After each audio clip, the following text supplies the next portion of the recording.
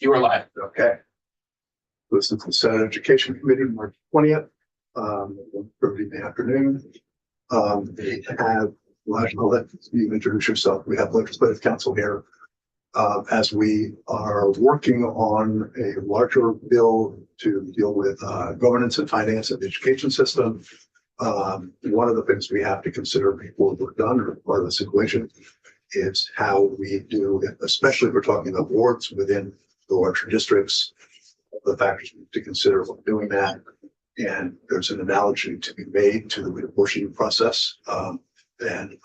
So keep in mind that we've got two distinct processes here. One of them is the district boundaries, which are very different than figuring out the wards afterwards.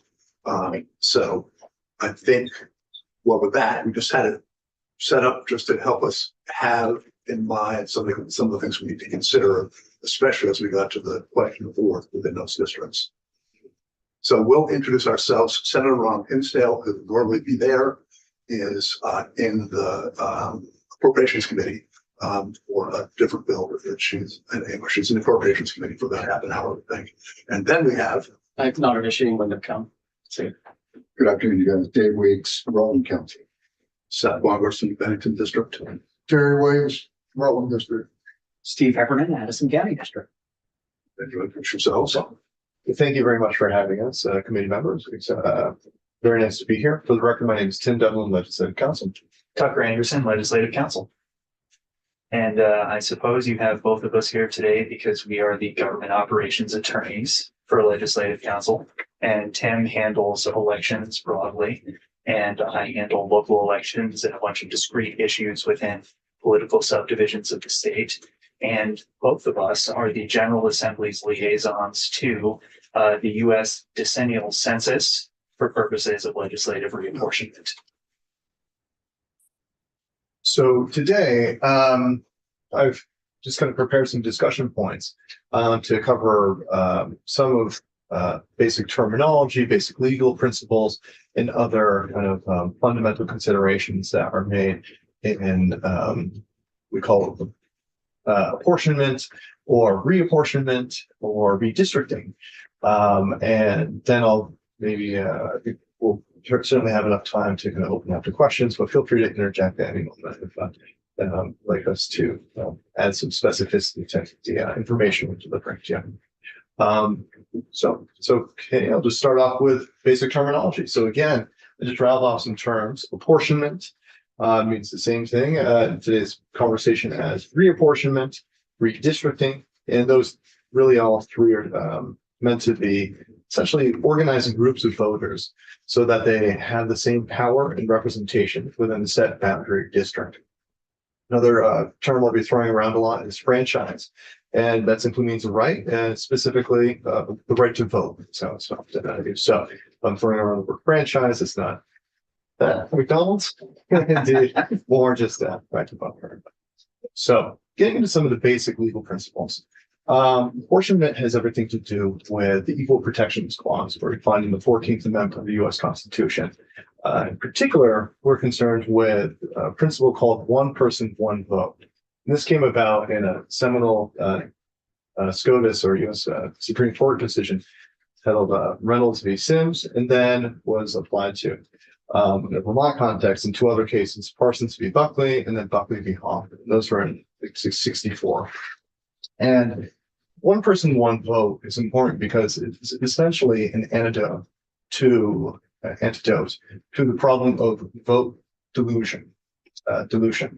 And vote dilution is essentially when different people have drastically different power in representation, depending on where they live. You can also think of it as drawing lines so that areas with drastically uneven populations have the same voting power. And that cuts against the equal protections afforded to us under the U.S. Constitution, is therefore prohibited by the both federal and state courts here, as has been reiterated in different decisions since the 60s. And it's a factor that must be accounted for in redistricting. And so one person, one vote, and that equal protection clause in the 14th Amendment applies in this context because education has been deemed a basic governmental function that triggers the need for equal proportional representation on bodies that decide educational manners. And this comes from a state case called Barnes v. Board of Directors, Mount Anthony Union High School. One person, one vote need not apply in all electoral constructions, however. For example, That's a large second. sure. We going to give us this testimony, so we have to write all this down or I can certainly draft a memo for Okay, good. Yes, Thank you. happy to. And so one person, one vote doesn't necessarily have to apply in all contexts or all electoral constructions. There are exceptions to it, though. So, for example, at large, where districts, where one district is everybody votes on a slate of candidates, no matter where they live, the same slate of candidates. You're not really worried about proportionate because everybody has the same representation power to influence those elections. Another interesting example of when one person, one vote doesn't necessarily apply is with appointments. So if people aren't voting on the officials that will be deciding these policies, but rather they're appointed by other entities that were voted into office, like the governor or the legislature. Those appointments don't really have to consider ideas behind equal protections, that context. And that comes from a case called City of St. Albans versus, Northwest Regional Planning Commission. And right, again, this really only applies to where different populations will be voting to have different representatives in a shared government body. And that's the important takeaway from this chunk of the testimony, is that you're making this evaluation between the voter, the franchise voter, and a governing body. That's where you're evaluating the nexus. So also, I think it's important to point out that there exist numerous possible electoral constructions.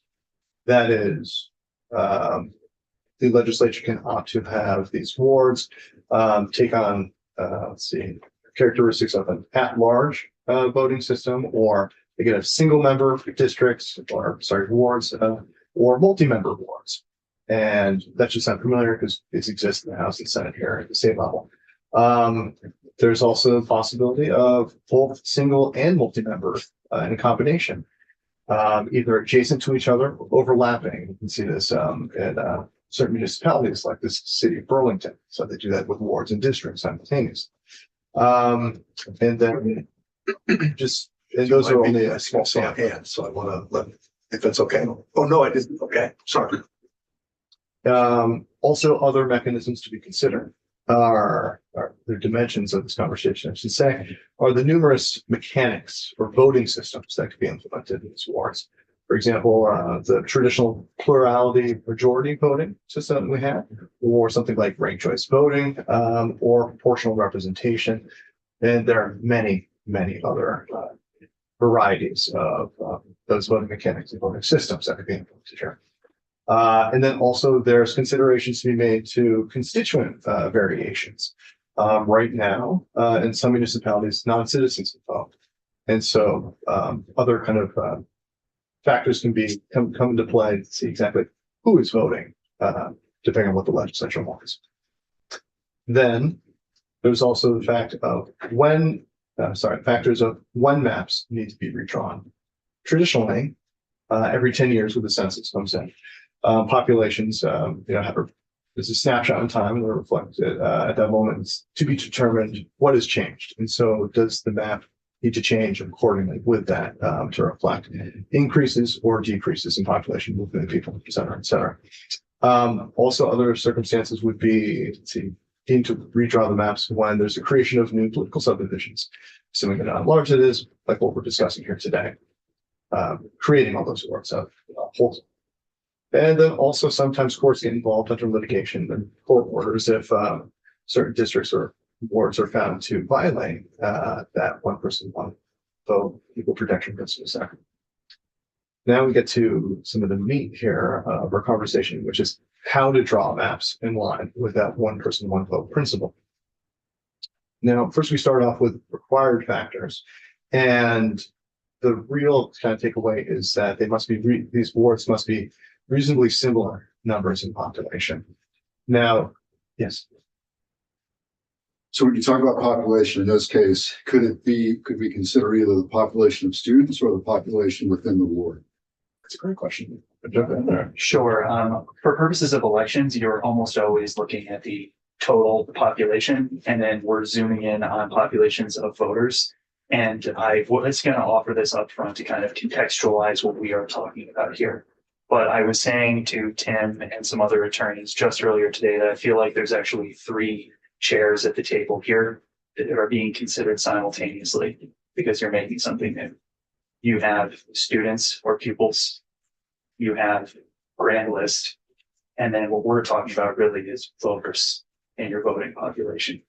So we're kind of focusing just on that one thing right now.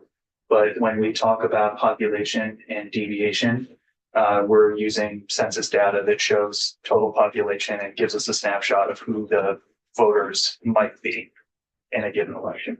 That's right. And there is a further distinction between population, which should be considered, versus something else like the number of eligible voters, 70%, student numbers, or like that, which shifts radically, especially as you start to make the geographic area of a district, for example, smaller and smaller, or a ward. And the reason for that, and this might be going too deep, is that the definition of residency for purposes of determining a voter just requires physical presence literally at the second that someone is proposing to vote, because all that's required is physical presence and the intent to be domiciled or reside in whatever the voting district is. So starting off with the required factors that must be considered once we're essentially making plans or maps and redistricting, that is in order to be compliant with this one person, one vote principle. Really the king factor is, are these districts reasonably similar, like similar numbers of population? Can I stop for a second? Yes. When you're using the word districts, do you actually mean wards? So yes, I do. Yes. Yes, Okay. I apologize. Yes, that's okay. That's okay. Indeed. So wards. Yes. And when you're saying similar population, what's the variation of how many Great hundreds, question. thousands? About to get into that fantastic Very question. So there are differing tolerance for deviations from the equal population, depending on what office we're talking about. So the U.S. House has very strict equality demand. I think it's maybe just, I think there's some extreme cases out there where it's been like approximately 30 voters or something like that, which is kind of interesting because that's well within the margin of error for the census. So U.S. House districts have to be very strict. Here, it's not really much of an issue because we only have one. State and local, though, and this comes from a case of Gaffney v. Cummings, that basically the highest tolerated deviation is approximately 10%. And ideally it would be below 10%. And that can, the deviation can exist. However, it needs to be accompanied by essentially a legitimate state interest. And the reason for doing so, for deviating, aside from just, well, it's kind of hard to make the lines here. And I'll get into those state interests in the next section here too. And again, we're dealing with population is the number, not number of eligible voters or students or something like that. As far as we're concerned, that one chair out of 3, population. So looking at deviations and other factors to be considered, courts are going to demand, this may sound familiar, the idea of districts being compact, contiguous, that is connected, and also there's some regard for existing political subdivisions, the boundaries, municipal boundaries, natural or historical boundaries, lines, and those factors come from that. So in the case again, Reynolds v. Sims, also other factors like grouping communities of common interest comes from a case called in rate reapportionment of towns of Hartford, Windsor, and West Windsor. And then also may include the idea of protecting incumbents So in the same case. And then other factors should be noted like history and economics or group interests, similar to those common interests, can be accounted for, but standing alone, they would not justify that variation right there. And I just want to pause. Do you want to go to the common interest here or at all? Well, one of the things that I was going to talk about as far as communities of common interest is also geographic factors. They come into play, especially when you have a state that is split down the middle by a mountain.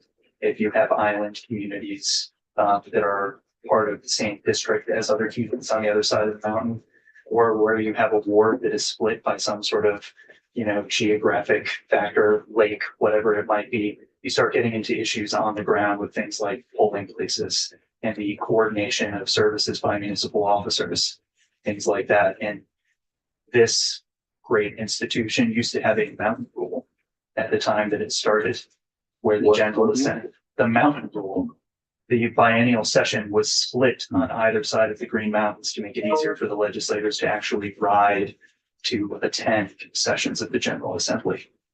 So there's always been a bit of a geographic consideration in how Vermont runs its government bodies. So could in this case, could a common interest be the shared school? Potentially, Yeah, sure. Yeah.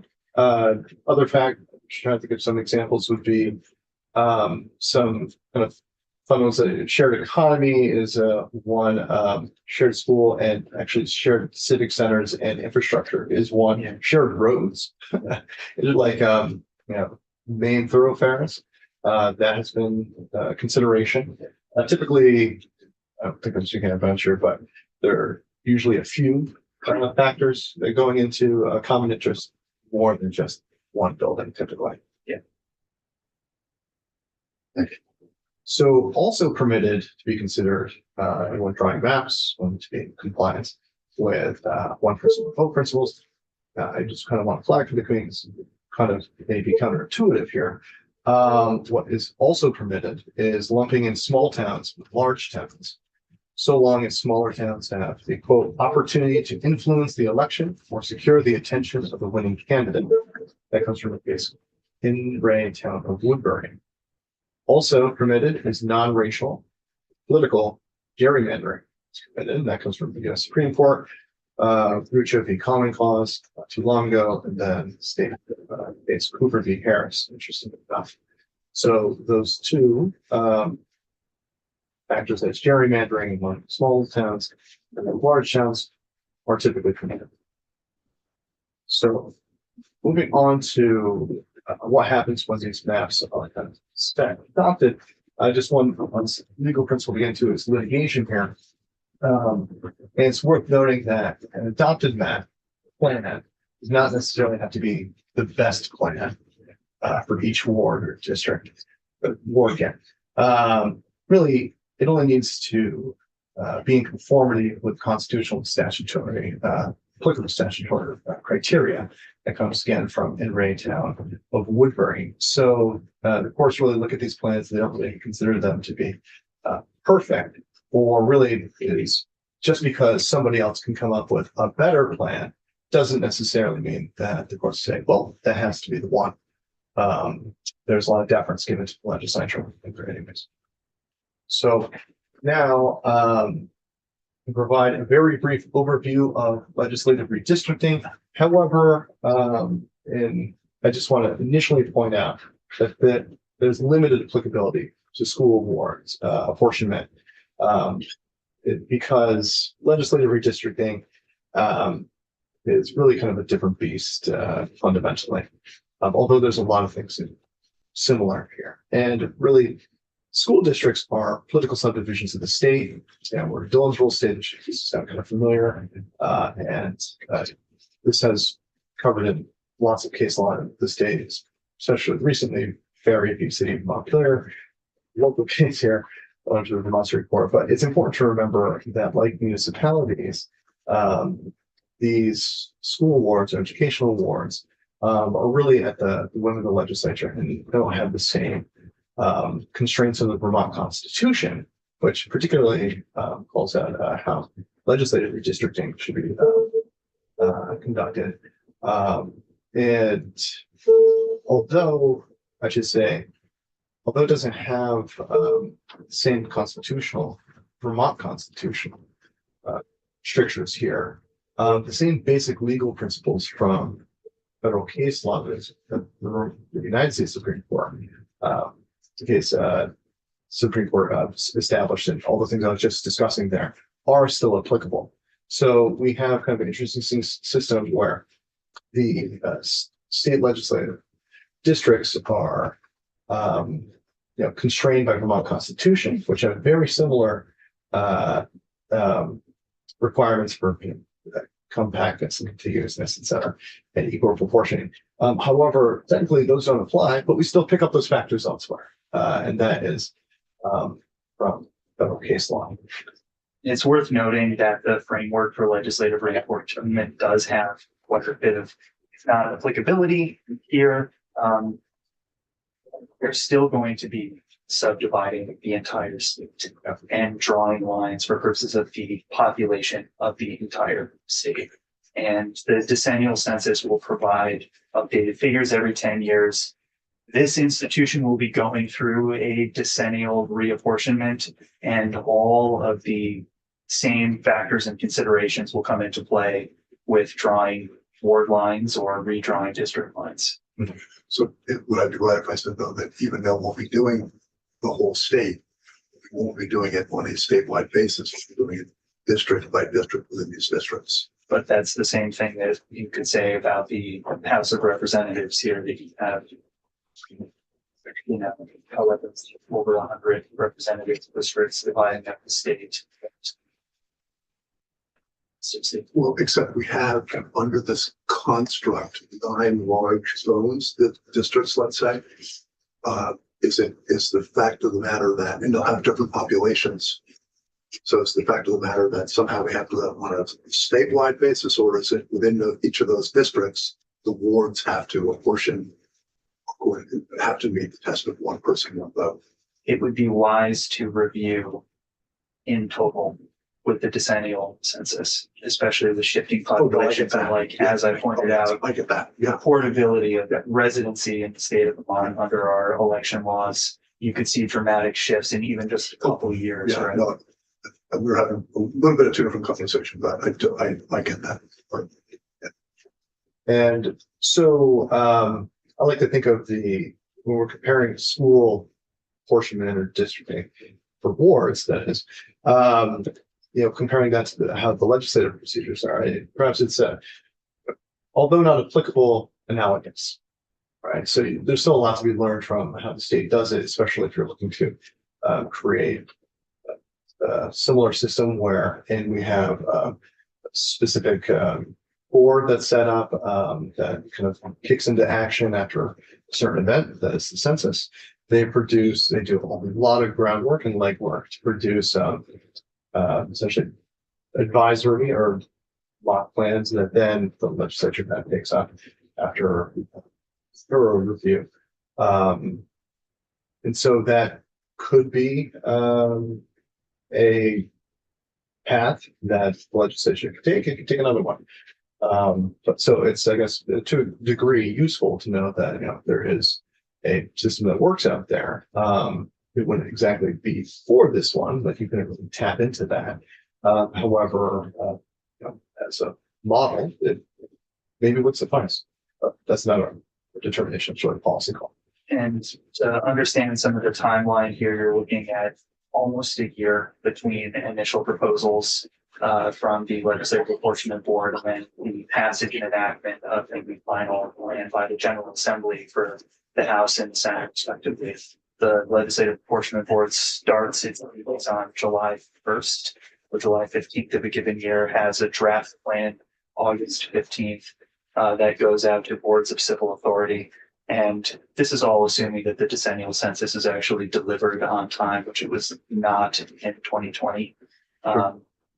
And then you have a draft final plan sent to the House Clerk and Senate Secretary early in the fall. And I should just note that any committee members are interested, the website for the 2022 reapportionment redistricting committee is still live, still just on the Vermont General Assembly's website, and has a lot of interesting resources in there. If you'd like to see exactly what they did, what these maps look like, et cetera, et cetera. So, I guess I can turn to just some very broad features of apportionment too. I can't really understate how intense the data analysis is in a process like this. And the past, at least for legislative redistricting, which required a lot of additional resources and additional staff, think about mapping experts, data analysts, just et cetera, et cetera. A lot of hyper-specific, hyper-scale workers to staff to get it right, produce these plans and maps. There's also time consuming, as Tucker just mentioned, over a year. It can be controversial and is political. And often, see, in the legislative districting process, we have a special committee, we have legislative committees. Also, there is possibility for non-legislative or a mixed committee to kind of look at these things as well.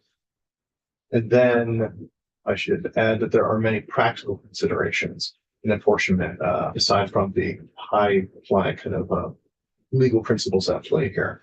Would you like to kind of read the list, or? Sure, we can start working through some of them. The practical considerations, the way that I would describe this is these are all the follow through, right? You're stepping up to the plate. We're kind of in the backswing now, but unless you consider these things, reapportionment, you're going to strike out.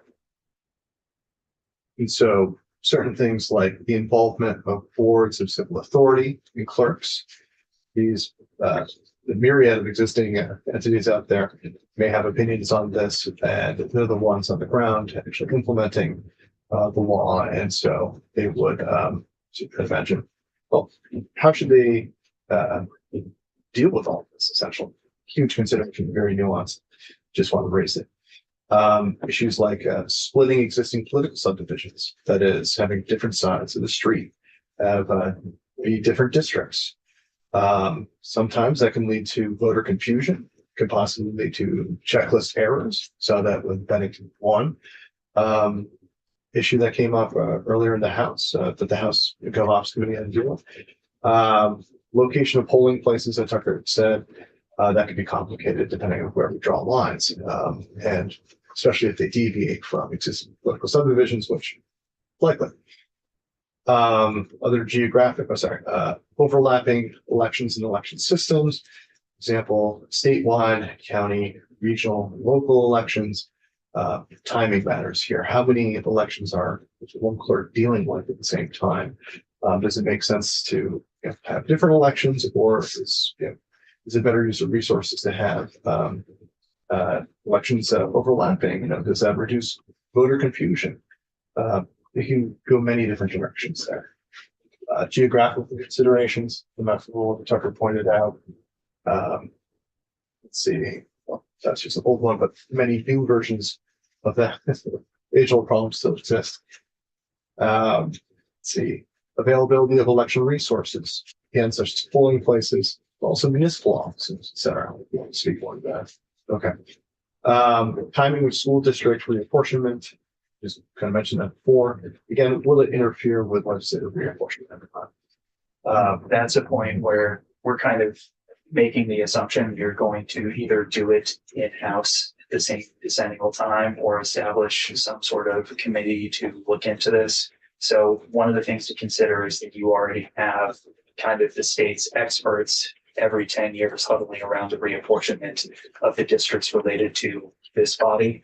So when you're thinking about when down the road you may need to go through reapportionment of the wards within the districts, you might want to stagger that either before or after legislative reapportionment, probably after. Then other items like, are there different communities of interest that are considered for the purposes of legislative reapportionment? That's all, we talked about the overlapping elections and election systems, and that's one of the ones that might get the most complicated, especially as you start to consider withdrawing the districts, even looking at the wards within the districts, what those communities have for both their annual meetings, but also what they are voting on for the general elections. If you're talking about a community that has a water district, a waste district, a solid waste management district, a village within the town, and at the general election, you have the unholy overlap of a presidential election, a congressional election, who knows, US senatorial election, all of these statewide officers. And then you have complications on the ground with where the ward boundaries are drawn. You have potentially a real tough time for a clerk in a rural municipality to balance all of those issues that might be on the ballot at the exact same time. And if it is contemplated that municipalities would be split and that municipality uses a single polling location, puts a lot of stress on the clerk and the members of the boards of civil authority to ensure that the checklists are correct and that the right ballot is being issued to the right person when they show up to that single polling place where a voter might be voting in for a different ward than where they are currently located, which is the issue that arose in, well, part of the issue that arose in Bennington 155. And then in addition to that, the complications of what ballots to be mailed out as well, too. Additional complexities for clerks to handle. I believe that basically summarizes or concludes our initial thoughts and legal issues that kind of popped into our heads immediately. And if you don't feel adequately, shellacked by all of this, I did send a copy of the NCSL report from 2020 leading into the 2022 reapportionment. It's essentially like a general introduction, 330-page document with just the basics of redistricting. But it does have all of the basic principles and some citations to some of the US Supreme Court decisions that Tim brought up earlier. And it's important to emphasize that we have just kind of scratched the surface. Hopefully that served as somewhat useful primer to the subject. So we budgeted some time for questions. Happy to answer. Just start the discussion perhaps. What we're envisioning in potential, by the way, this is a potential map, one person map with 9 large districts and then wards within each district. So would I be right that we think about this, although we may do it all at the same time, and we may do the whole state at a time, we would be the one person with one vote would relate to the requirement for one person, one vote within this district because the voters would be voting for their ward or that district. Would that be an accurate statement? Right, the governing body where that test is going into place, which is for the district. So the wards would be where proportionality would be tested. Yeah. Yes. And if, taking the hypothetical now, the chair showed you guys. So wards, districts are going to be different sizes by choice, by however we determine what a district should be composed of. A ward within 2 different districts does not necessarily have to be the same size, but should there be any considerations about size from one district to another? One that popped into my head immediately as you were starting this is that the deviation can be impacted if you have a district that only has 10,000 residents. That's, absurd, but I'm using square numbers. And then over here you have one that has 100,000. The movement of 100 people, the district that only has 10,000 people is more significant than the movement of 100 people between a ward. Over here, there are 100,000. So just in keeping tabs on the deviation, if you have, big population disparity between districts, you could see deviation jumps in one district that are far more significant than in another. So Tim was talking about, the most strict standard for deviation in US Congress and having a case that was evaluating a deviation of 30 voters, right? So that is though at the time the districts are constructed. Right. Okay. Senator Sheen. First, just that said, kind of feels like Senator Ron Dinsdale was perhaps onto something. But just put that out there.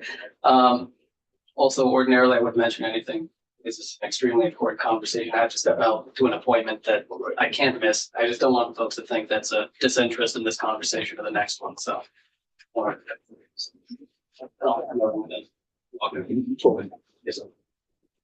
Can I go back to the earlier question? So do the words in different districts have to be near the same? Different districts. No. A voter in one district really doesn't have any interest in what's happening in the other district. There's no material effect on there. I should say none, but There's no vote dilution by comparing different districts, which is really what we're concerned with. Oh, no. Good. Thank you. Did I miss Tucker? And then, so there has been some conversation about wards having a board members, essentially folks running for a specific ward. Also, there'll be grouped with potentially at-large candidates. Is that possible? Can you mix the two? let's see. So So I'll give you an example, just to illustrate. Sure. District A has 5 wards and two at-large school board members who represent, potentially theoretically represent the entire district. So there's a total of 7 school board members. Is that construct? that's permissible, Okay. Thank presuming that the other 5 seats are portioned correctly in equal population. you. Thank you. That goes back to the standard that Tim pointed to earlier from the Enray town of Woodbury case about when we're dealing with any question about whether a voter's rights have been essentially removed or whether their franchise has been removed by district. That the consideration is whether or not the voter has had the opportunity to draw the attention of the winning candidate. And even if you live in a smaller ward where your preferred at-large candidate rarely wins, as long as you are capable of casting a vote for the losing candidate, you have likely caught the attention of the winner through your vote. So one possibility is that we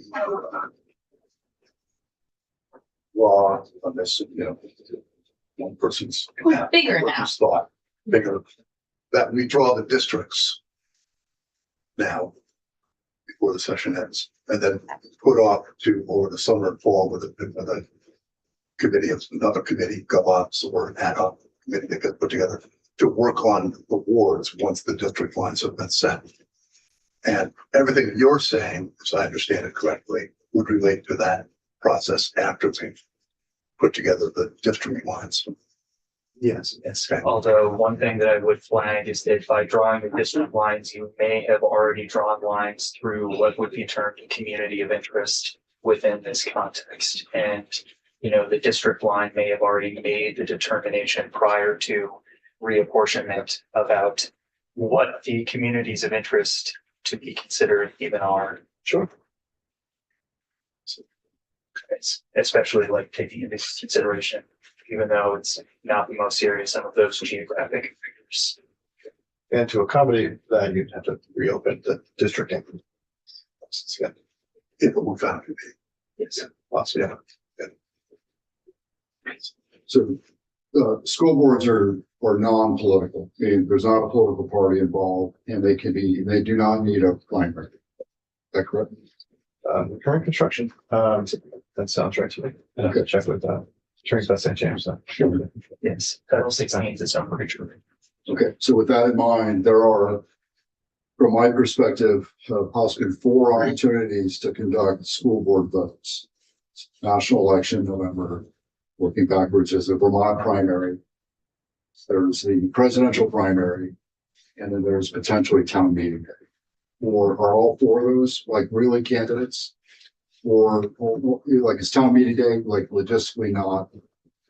Are you talking about aligning the possibility of an election for, Right. from the wards to the district body on town meeting day? So when we create our timeline of this whole project, it's got to consider like when this, which election, what cycle and where in the cycle are we going to land? So town meeting day can get a little complicated.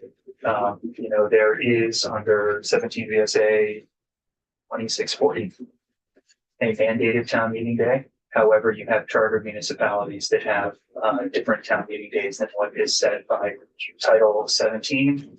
It's not uncommon for municipalities to propose different annual meeting dates. There's a bill in the House right now to amend the charter of the city of Barry to move their annual meeting date to the second week in May. So annual meetings are all over the place. It's definitely not a singular day. And just my experience in the last 8 years working in municipal law with this institution, one thing that is always taken into consideration with the annual meeting date, and in particular the annual meetings of your districts, is when are budgets due. So bringing that into the conversation, when would the budget vote be? And I should add If that there's a budget vote. the legislature has the discretion to even make up a new voting date for this, or to fold it into something pre-existing. But I'd be remiss if I didn't say, you probably want to speak to the Secretary of State's office for some practical considerations to see exactly. So we're just kind of dealing with the legal ones right now. There's a whole lot more to elections than just what's it actually one problem. Taking into consideration as well voter turnout, looking at for the dates you brought up, Senator Weeks, what's the voter turnout versus annual meeting versus general election, presidential primary versus.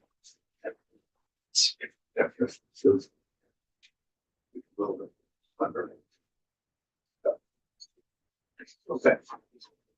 Any other questions? We will have you back, no doubt. So, thank you. So you're gonna do a memo for us. You're gonna turn what your concert. Yes, I can do a memo. Yeah. Okay. You're all excited to get mapping software now and start looking at standards of deviation. Well, we won't be doing that. That'll be. Putting lines down the street. So, So we're not mapping. well, we're not doing awards. Anything, no matter what. Chance. This is. Oh.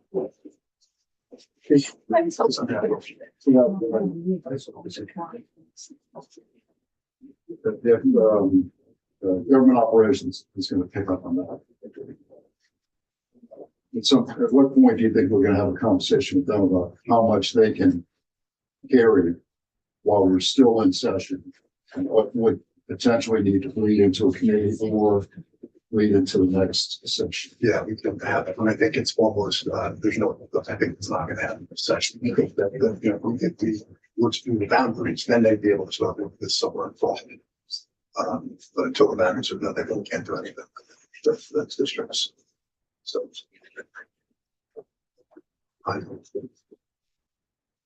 So we're not having, if you want, well, actually, we have people here, don't we? We have one personnel coming on Zoom, scheduled from 2:30.